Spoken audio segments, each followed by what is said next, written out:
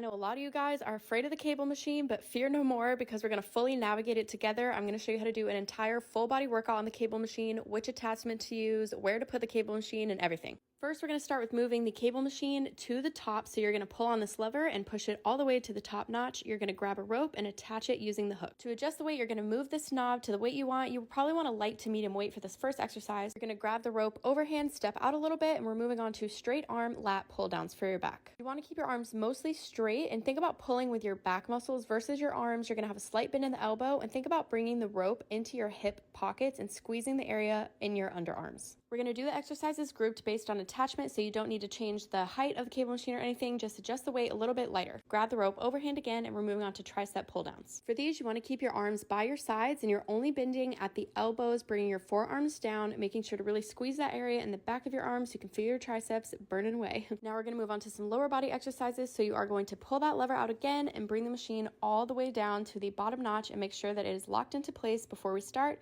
Since we're moving on to legs for a little bit, you're also probably going to want to make the weight a little bit heavier. We're moving on to squats, so we're going to grab the rope overhand, and don't use your arms at all for this. Just let your arms hold the rope, and you're going to come down and up, pushing up through the heel and squeezing your cheeks at the top. Keeping the same weight and rope, we're moving on to RDLs. Again, do not pull with your arms. Let your hips come all the way back. Keep a slight bend in the knee. Keep your weight focused in the heels.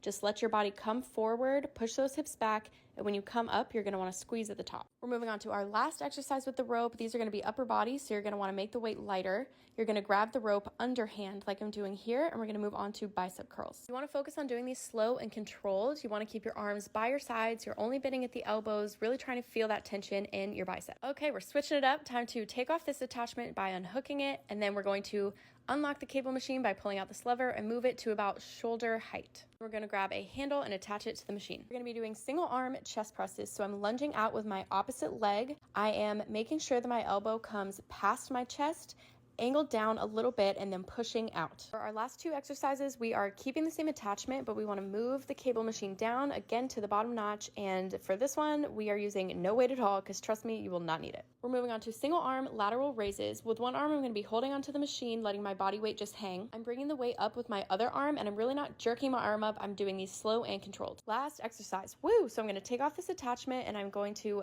again, adjust the weight, making it pretty light. I'm going to attach some straps to both of my ankles. Some gyms have these, some don't. It just depends. And I'm attaching myself to the cable machine. We're finishing off with glute medius kickbacks. The key here is to put your foot out in that 45-degree angle and kick back in the same direction, targeting the upper side part of your glutes. You do not want to be swinging your leg back. Again, you want to do these nice and slow and controlled. Okay, let me know how you like this workout and check my profile if you're interested in training.